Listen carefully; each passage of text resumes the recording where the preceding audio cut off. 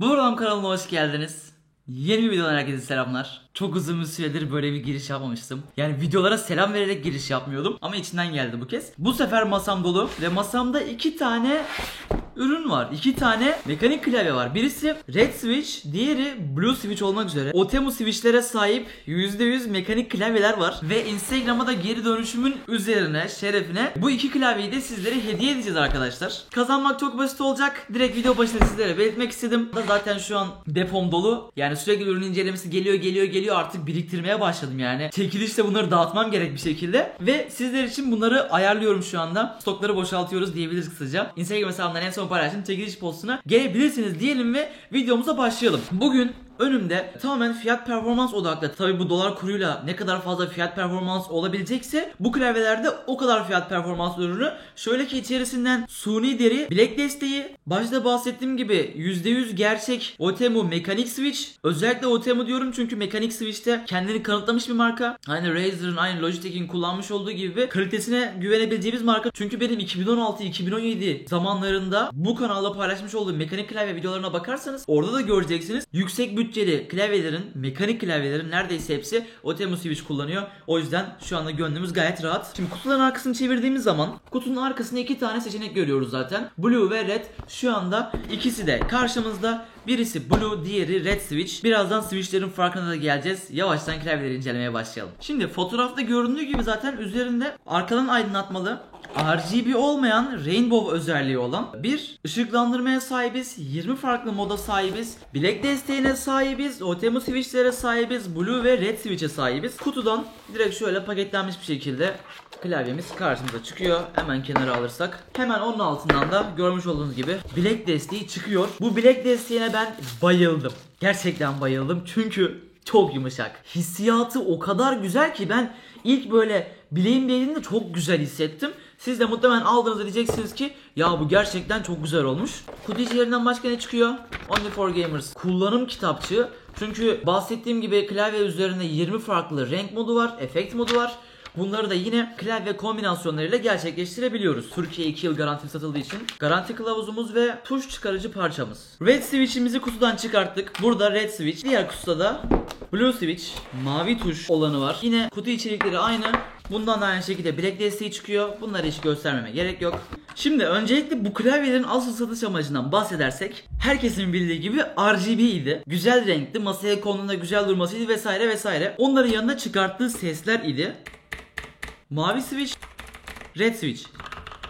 Bence red switch muazzam bir sese sahip. Birazdan onlara o ses testine geleceğiz. Hepsinin yanına bir de bence şu bilek desteği ekleyince çok güzel oluyor. Çünkü mekanik klavye tasarımları genellikle yüksek olduğu için bileğimizi dayadığımız yer masadan yüksek oluyor. Ve bu oyunlarda uzun süre oynadığınız zaman özellikle 1-2 saat sonra çok rahatsız etmeye başlıyor. Bileğim masadayken klavyeye doğru kaldırınca şuradaki üst kasları bayağı kasıyoruz. Ama araya bakın şöyle bir rampa yapmışlar. Direkt yükseliyor, şöyle inceden kalına doğru gidiyor.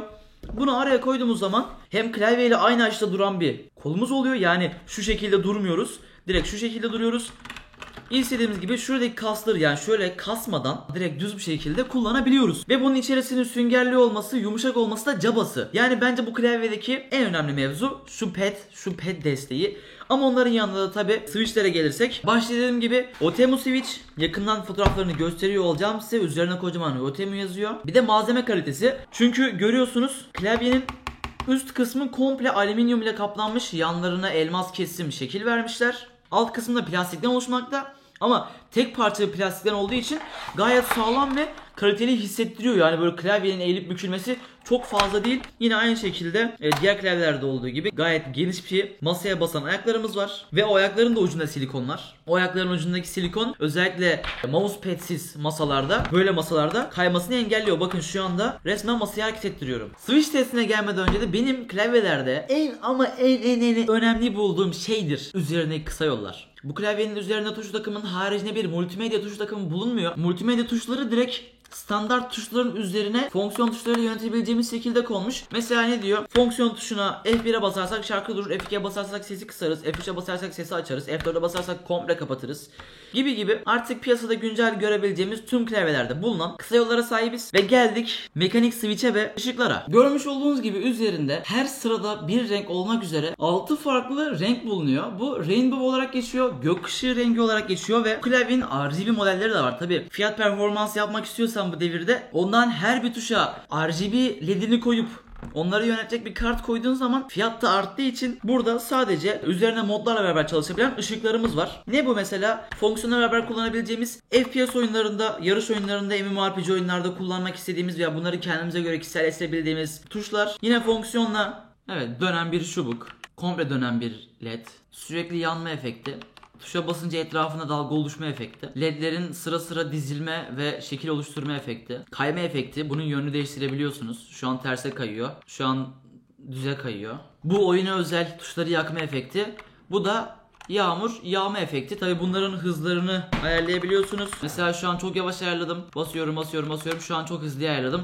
Gibi renk ayarları bulunuyor. Tabi bunu çalıştırabilmek için adaptöre telefona bağlamıştım. Telefonda uyumlu çalışıyor. Bence bu klavyenin en büyük esprisi piyasada bulunan mavi switchlerin yanına kırmızı switch'i de size sunabilmesi. Hemen şöyle yan yana koyarsak mavi ile kırmızının fotoğrafını direkt renklerden anlaşılıyor zaten. Eğer renk körü değilseniz birisi mavi, diğeri kırmızı. Tuşları çıkartır çıkartmaz hangi klavye olursa olsun hangi rengi görüyorsanız o switch'tir. Mesela mavi switch neden tercih edilir? Geri tepkimesi fazladır. Belli bir limitin altına indiği zaman size tık tepkimesi verir ve tuşa basma hissiyatını siz direkt parmağınızla hissedersiniz. Ve bunun yanında çok kaba daktilo sesi verir. Eğer çok hızlı akan oyunlar oynuyorsanız Blue Switch size çok zevk verebilir. Çünkü kullanımı gerçekten zevkli ama bence bir süre sonra sıkabiliyor eğer fazla yazı yazıyorsanız. Bir de bu ses eğer gece komşularınızı rahatsız edebilecek durumdaysa odanız bir süre sonra sıkıntı çıkabilir. Kırmızı switch mavi switch gibi aşağı indi mi tık sesini yapmıyor. Dümdüz iniyor çıkıyor. İniyor çıkıyor. Hiçbir şekilde size geri bildirim yok. Direkt membran klavye gibi basıyorsunuz, geri çekiyorsunuz. Size geri tepkime vermiyor. Ama bence kırmızı switch'in sesi daha güzel. Ve burada biraz size ASMR yapmak istiyorum. En sevmediğim şeydir ama klavyede tahammül edilebilecek duruma geldiğini düşünüyorum ASMR dediğimiz şeyin. O yüzden şu sesleri bir karşılaştıralım bakalım hangisi daha çok hoşunuza gidecek.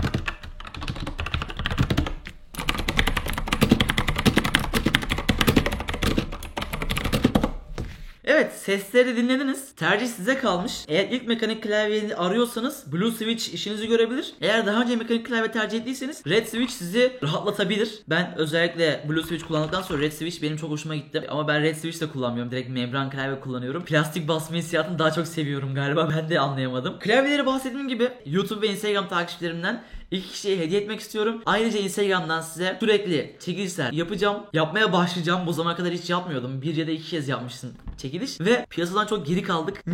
Milletin dağıtmadığı şey kalmadı artık. O yüzden biraz daha yapmamız gerek. Her ne kadar çekilişten çok haz etmesem de çok suni bir takipçi kazandırsa da yani o samimiyeti bence ortadan kaldırsa da sosyal medyanın kuralı bu artık. Yapacak bir şey yok. Klavyeler bu şekilde arkadaşlar. Açıklama kısmından linklere ulaşabilirsiniz. Aynı şekilde RGB'lerine de ulaşabilirsiniz. Aralarında ufak bir fiyat farkı var. Tamamen sizin bütçenize kalmış. Güzel bir fiyat performans ürünü. Işıklandırmaları güzel. Tuşları güzel, kalitesi güzel, hissiyatı güzel. Ayrıca hepsinin yanında şu gelen bilek desteği bence çok güzel. Değerlendirilebilir bir fiyatı var. Çünkü şu an piyasada her şeyin fiyatı artmakta. Eğer böyle bir şey alma planınız varsa lütfen kaçırmayın. Videonun baştan sona geliyorum arkadaşlar. Videomu izlediğiniz için çok teşekkür ederim. Bir sonraki videomuzda görüşmek üzere. Kendinize çok iyi bakın. Hoşça kalın.